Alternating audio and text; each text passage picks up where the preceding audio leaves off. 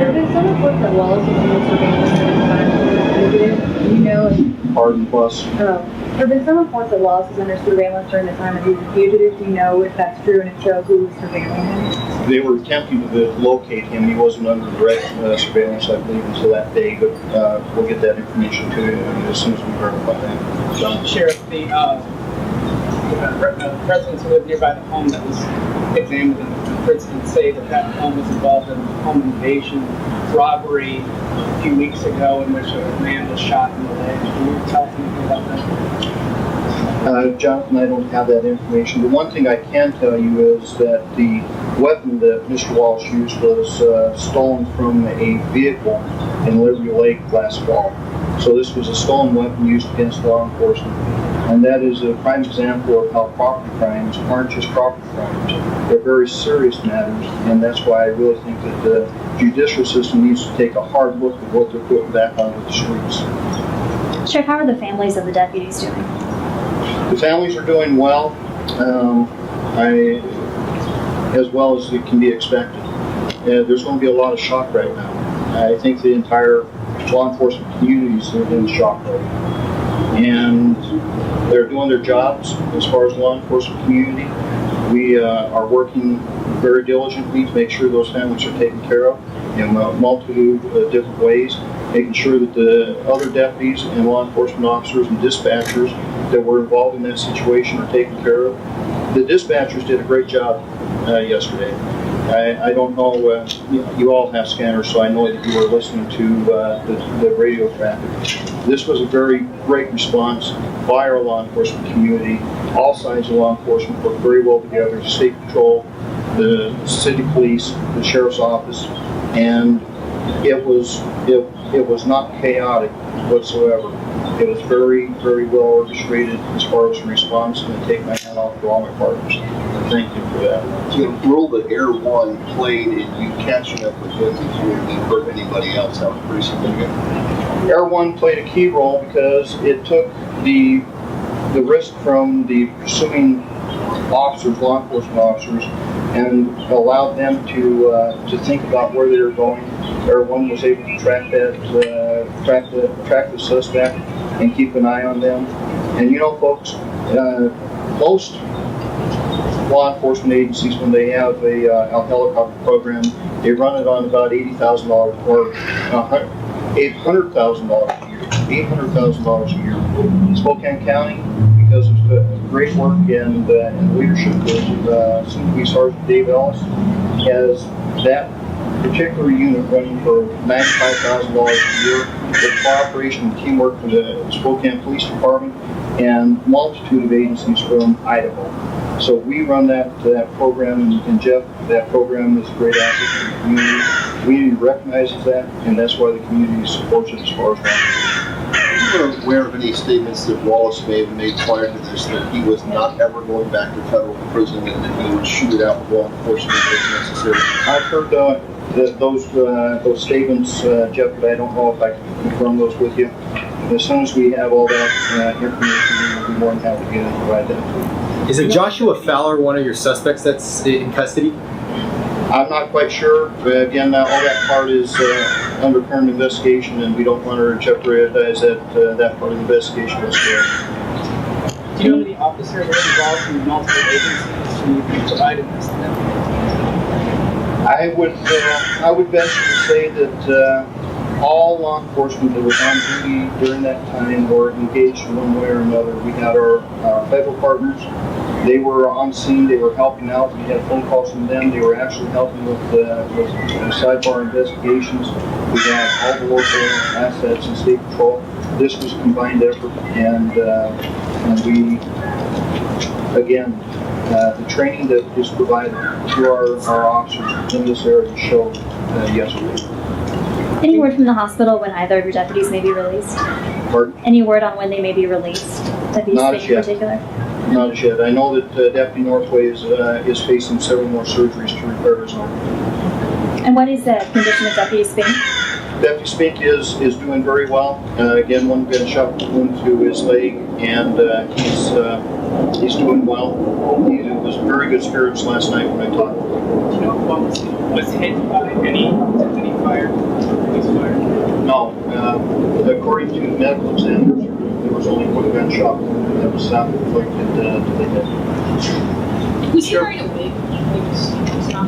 I can verify that for you, Megan. I just need to get the investigators' reports from there.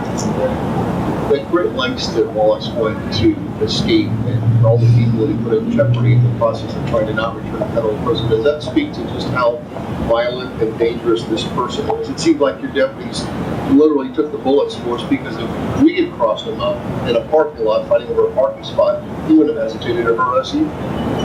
That's a possibility, Jeff.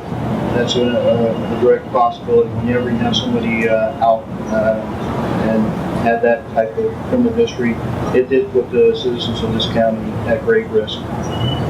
It was just happened to be that law enforcement made contact with him and he decided on his course of actions. Were there multiple helicopters, sheriff helicopters? Yes, there was Border Patrol sent their area set our direction to help out, and we thank them again. This was a great example of coordination of all levels of law enforcement in this area. When was the last time Spokane County deputy was struck by fire? It has not been since I've been working. I believe that one of our sergeants in the 80s or 90s was struck by gunfire. That's the last one that I. Your release said that there was a female and a baby also in the original SUV. Were they in danger at all? Or are they part of? Whenever you're dealing with these type of situations, everybody involved in the area was in danger. We have citizens on the streets, we have citizens in their homes, the deputies. Whenever you have these type of situations, everybody's at risk. I'll take a couple more questions, please. Or like the other two, the adults, are they considered as suspects, or or is everyone else in that vehicle They're considered? under investigation right now. We'll let you know as soon as we get more information on that. The deputies, were they shot out, were at a pretty close range as they were approaching the car, when they were in their car? They were getting ready to close the vehicle. They'd gotten out of the car Yep, they were and outside. approaching. Yes. Sheriff, do you believe Wallace's actions suggest this was suicide by cop? I wouldn't speculate on that. His actions appeared to be he was trying to get out of there, trying to get away. And he shot it. He didn't want to go back to prison. That was very clear. He was facing a very long sentence. Last question. I would love for you to, as best you can, preliminarily, based on what you've heard from your deputies, the dynamics of the shooting. They pull them over, you're not supposed to get out of the car, but they're behind them, cars here, car here, and they're out of the car to approach the driver's side, and suddenly they're just the passenger door bolts open. You know, Jeff, until we get a chance to actually interview the eyewitnesses, which would be the surviving deputies, I wouldn't want to speculate on that. So you're just going to have to wait until we get a chance to talk to the deputies. Preliminary investigation is they made contact with Kay, he got out of the vehicle and started opening fire on them. Do either of them Talk have? about what you did yesterday, what your role in this was? My role in this was I had just returned to the area from conducting a audit of a regional drug task force in Grant County. I had stopped by the Medical Lake precinct, talked to the deputies, visited with them, got in my vehicle when I heard the shot fire call go out. And from that point, I proceeded to the division area. At that time, we also heard the elderly female subject, who was also at risk, folks. If you forget that part, this individual fled from the scene, kicked in the door, and took keys from an 85-year-old woman, and then fled the scene of her vehicle. I responded to the initial scene, started to help coordinate the efforts there. When we heard that the stolen vehicle had been located, I proceeded north in order to help access north because we didn't know how many deputies were in the area to help contain that situation. From there, once that was secured, I coordinated that scene, got it secured, went back to the main scene, and then went and checked on my deputies. And when did you find out that it appeared that your deputies that survived that were not in critical condition.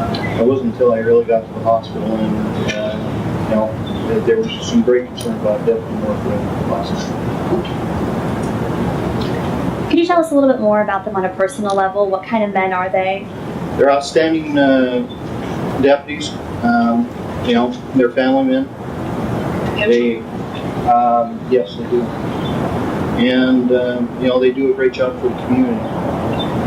When I spoke with Deputy Sneak last night, I told him that I received a lot of emails about our staff, and his name comes across my desk quite often, and it's in a very positive manner. So he does a great job. Deputy Northway has always been a consistent team player, has always been a great deputy, and they're great men. When do you plan on checking in with them again at the hospital? Pardon? Do you plan on checking in with them again at the hospital today? I will be at the hospital today. Thank you very much, folks. Thank you.